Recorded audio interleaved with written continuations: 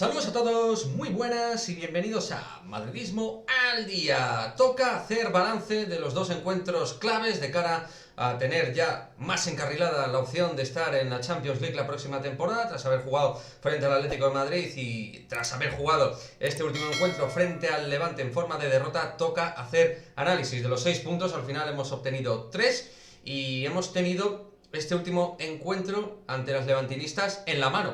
Y otra vez se nos ha escapado. Y digo otra vez y reitero que es otra vez porque también ha habido partidos que hemos manejado, que hemos empezado bien, que hemos empezado marcando, adelantándonos y al final hemos ido perdiendo minuto a minuto. La sensación de que íbamos dominando el partido y que iba dentro de nuestra causa, dentro de nuestra zona de confort.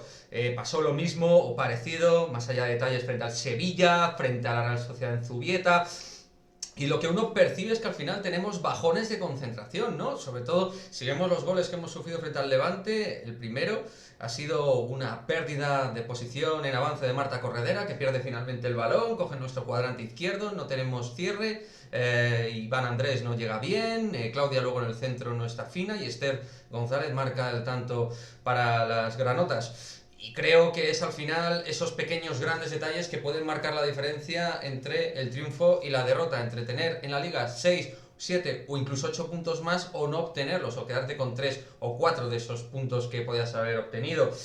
El equipo no se le puede reprochar nada a nivel de carácter, de competitividad, de intentar hacer las cosas bien, pero en el máximo nivel no te vale con eso. Si quieres estar en la Champions jugando contra los mejores, tienes que cuidar estos detalles, tienes que cuidar los puntos de inflexión que son sumatorios, que se dan dentro de los 90 minutos de los partidos. No quería hacer un análisis individualizado, ha habido jugadoras que desde luego no han dado la talla en el último partido, pero sí en otros, eso al final es normal.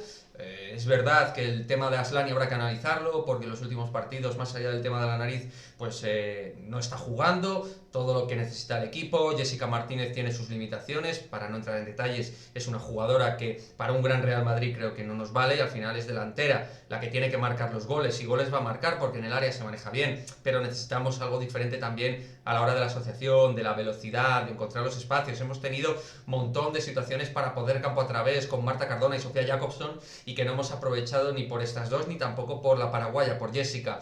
El centro del campo lo hemos dominado de manera parcial, pero también es verdad que hemos tenido algunas pérdidas absurdas. Por lo tanto, ahora nos la jugamos a duelo directo, se puede decir, con el Madrid Club de Fútbol, y puede pasar cualquier cosa. Puede pasar cualquier cosa en absoluto. Yo sigo confiando en el equipo. Desde luego es un duro traspiés, pero ahora es el trabajo psicológico de David Aznar de recuperar a las chicas para competir a tope.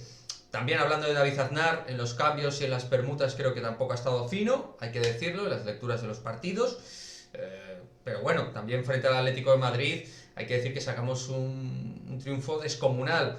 Entonces, al final somos un equipo un poco picos de sierra, y que para constituir un equipo ganador vamos a necesitar hacer esas correcciones. Yo confío en que se puedan hacer y que nos den ese punch para estar en la máxima competición la próxima temporada. Deja tu comentario, suscríbete, nos vemos en el próximo vídeo. Adiós.